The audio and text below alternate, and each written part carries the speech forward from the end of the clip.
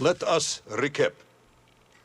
3 years ago, you were sent to the center of the Earth as part of a top-secret mission to ensure the delivery of Little Orpheus, an atomic-powered capsule.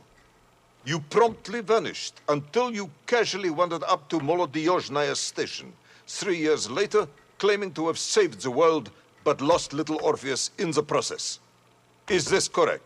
Yes, General, it is, but... You are charged with many crimes against the state, including desertion, lying to a superior officer, and sedition. Any one of these charges bears the punishment of execution by firing squad.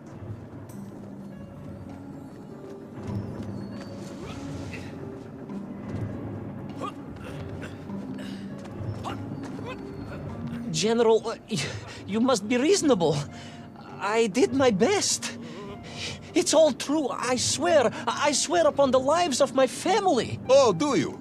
Auntie Marcia and Uncle Vanya, the traveling tinker and the pig dentist, or perhaps Cousin Pavel, the criminal mastermind with the unhealthy taste for eggs. How stupid do you think I am, Comrade Pivalov?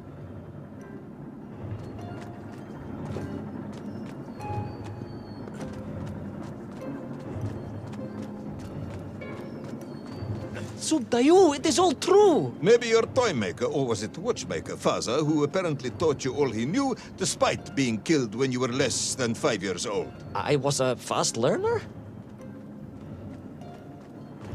You have precisely 1 minute to convince me not to summon the guards, and have you shot on the spot. A minute? A lifetime. It's all I need, General.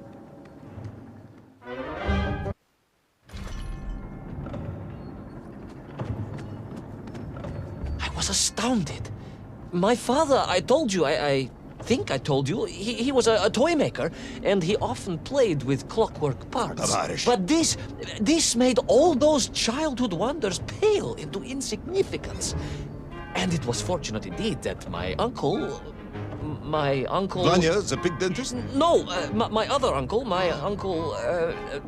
Sasha, had taken me mountaineering in the Urals during my childhood, for it was only by scaling these giant mechanical parts that I would reach Little Orpheus. Yes, I had been thinking that it seems awfully convenient that you were such an accomplished climber.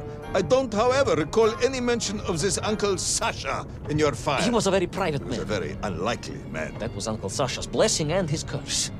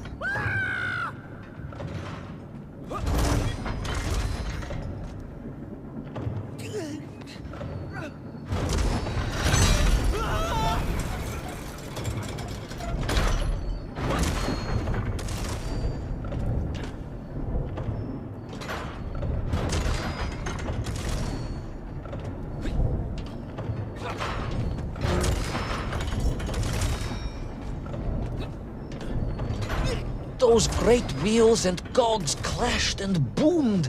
The vast hands of all time crunching forever and ever around. Ivan Ivanovich. Pendulums and springs and great big wheels and tiny little wheels. Товарищ Privalov, stop! Though at least the Myenk were not here, especially as they seemed to infest the world below the surface. Myenk everywhere. Myenk. Many Myenk for plenty. Myenk. You are babbling. Comrade, enough.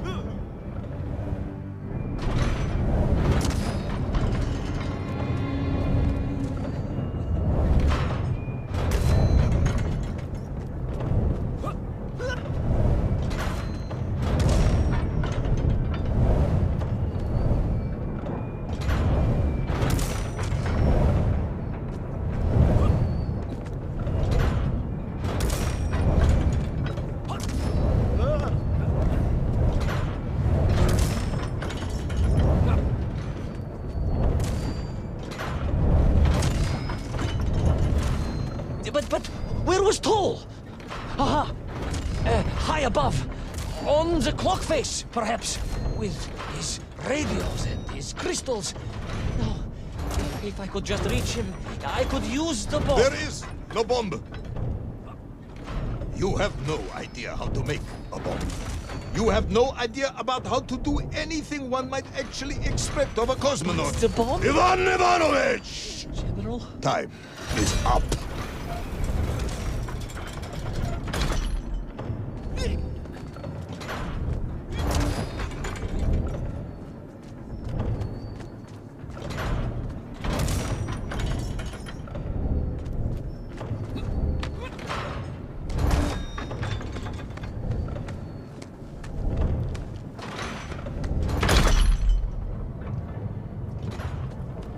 Stop talking, Tavarish. You don't know what happens next.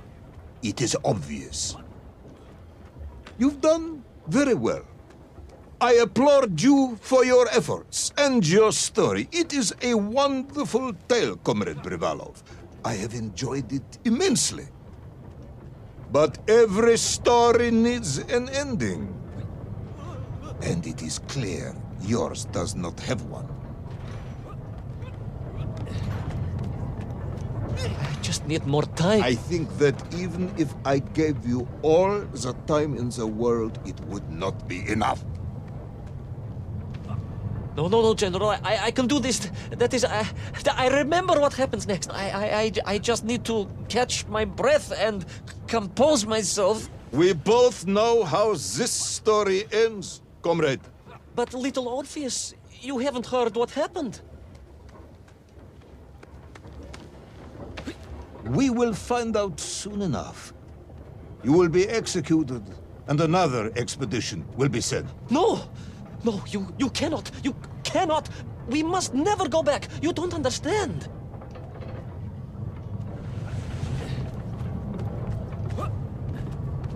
Make me, then. Make me understand. I am a kind man, although you may not believe this. I do not want to have you shot. So help me. Make me understand. Tell me what happened to little Orpheus.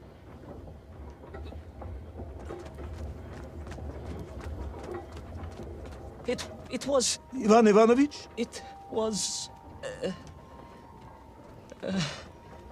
It was... No. I'm sorry, General. I'm sorry, I have no idea. You are right. I simply cannot think what happened next. It's just... a blank, General. There's nothing there. I am very tired, you see. Comrade Privanov. Ivan. You're right. It's over, General. Perhaps you would be so kind as to write to my mother for me. Of course I will. You are a kind man, as you have said. And, General, Yes, Ivan. was it a good story? Oh, yes. It was an excellent story. Thank you, General. I am just sorry I couldn't give you an ending. Unless... General? Quiet, Tovarish, I am thinking. Unless... I seem to remember that there were many problems with little Orpheus during production. General? Problems with the casing around the atomic battery. Concerns. Concerns, General? Yes, concerns. Unlikely though that might be. Yeah, it seems if I remember that it failed to secure properly. A sharp blow could spring the hatch and expose the fragile casing of the bomb to any would-be vandal. I'm not sure I follow you. A resourceful yet forgetful hero might, one would think, take advantage of that fact. But how, General? Where would I find something to strike it with? The son of a watchmaker would easily find something within a giant clock mechanism that resembled a hammer, surely. A hammer? Why, yes, General. I do remember now. I grasped the hammer-shaped thingamabob. Let's just agree it was a hammer, Ivan. Yes, of course. Let's do that. I recovered my senses, shook my head, and looked about me. In my distracted stupor, I had climbed further up the tower than I ever thought possible. In front of me was the clock face, and I gazed out through it at the sheer expanse of history. And I knew whatever happened next... happened next? The hand of destiny had fallen upon your shoulder. Yes! It had. And what an extraordinary hand it was.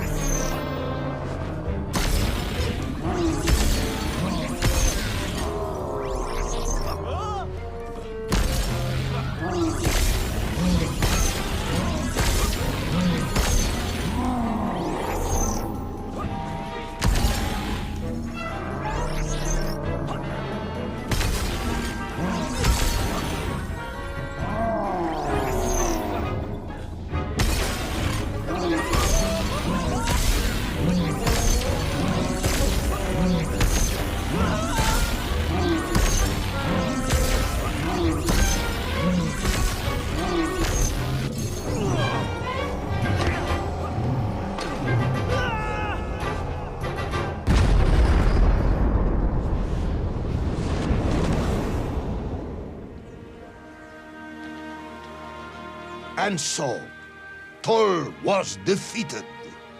Little Orpheus destroyed, the bomb lost forever. Not just that, General. In that moment, time sprung back to its proper shape, and I found myself once more in Plutonia, as the start of my journey. But the wound in the interior sky was gone. The drill was gone. It was as if I had never been here. And they were nymph, free and happy, without the tyranny of toll, free to pursue their simple lives. But we can never go back? Never, General. One drill, one metal sphere, one lone cosmonaut was nearly enough to destroy time and unleash the tyrant Toll upon our world. Who would think an innocuous beeping radio housed in a ball of metal could change the world so dramatically? Who indeed? But tell me, what of you? And what of your return to the surface? I stayed amongst the Mienk for as long as I could. But I came to realize they had begun to worship me as a king. No, General. I am a good socialist and could not allow this workers' paradise to become corrupted. And so I left that wonderful land for the last time. And then? And then I walked. For 2 years I wandered, always looking for a way home, through lands and worlds almost beyond imagination. Until one day I emerged, blinking into sunlight, and realized I was home. Until one day I emerged, just like that? You just found your way back to the surface? Well, General, it was a little more complicated than that. There were great obstacles to overcome and terrible challenges to face and incredible lands to explore. Enough, Ivan. Little Orpheus is lost forever. The interior is sealed. You have returned with a story of socialism, triumphing over incredible odds. It is, as I said, enough for one night. Enough for my report, at least. General, if I may... Comrade Ivan Ivanovich Privalov, you are found guilty of all charges brought against you and sentenced to execution by firing squad. However, having listened to your story, I believe you are quite mad. In other words, I find your madness guilty, not you. And we cannot execute madness. And indeed, there are lessons to be learned, even in the depths of this madness. Perhaps the Americans were right to send a chimp after all. So, General? Get out of my sight, Ivan. Go home. Enjoy a state pension as a madman. Just make sure I never see you again. Yes, General. Of course, General. Anything you say. I shall be small and quiet and live a life without excitement and... Out! Until one day I just emerged. Oh, very good, Tavarish. Very good indeed.